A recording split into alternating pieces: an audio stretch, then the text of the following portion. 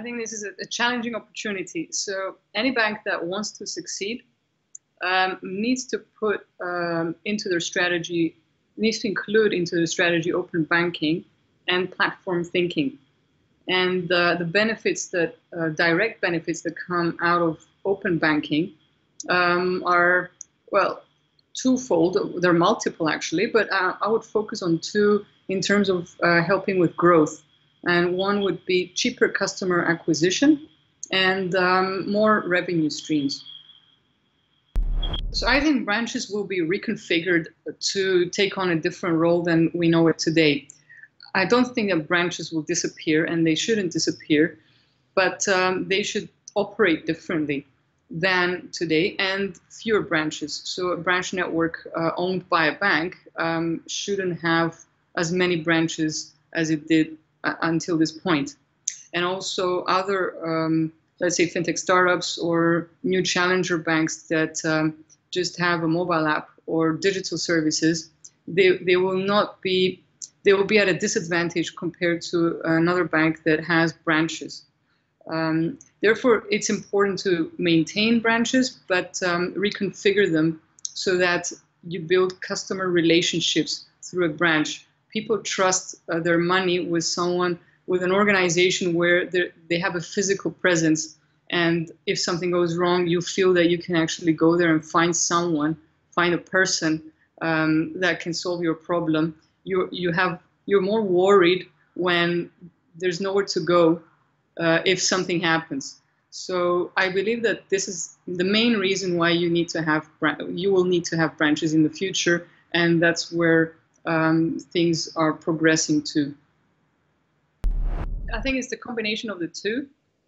You need to build a culture of innovation, and as you can see in the background, we've built an innovation lab, and these kind of initiatives, they help build a culture across the organization that becomes a bit more addictive in getting everyone to buy into the vision and then help execute the strategy.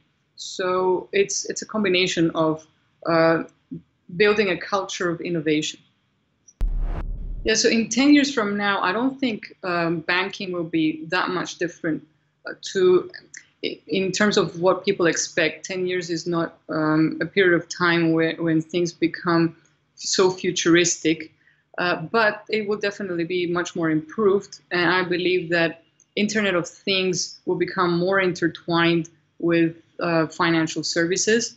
Other areas that will start becoming more significant are artificial intelligence, in the sense that instead of speaking to people, you'll be using tools to advise you, and that will be a bit more mainstream than it is at the moment. And the role of the branch will change. So I believe that branches will remain, but they will change in how they service people. So there'll be more building customer relationships really through branches rather than executing transactions and opening accounts, for instance. Yeah, I'm a huge fan of Steve Jobs, and even though that might sound like a bit of a cliche to say that, but it's a fact. And one of the quotes that I would say I even lived by.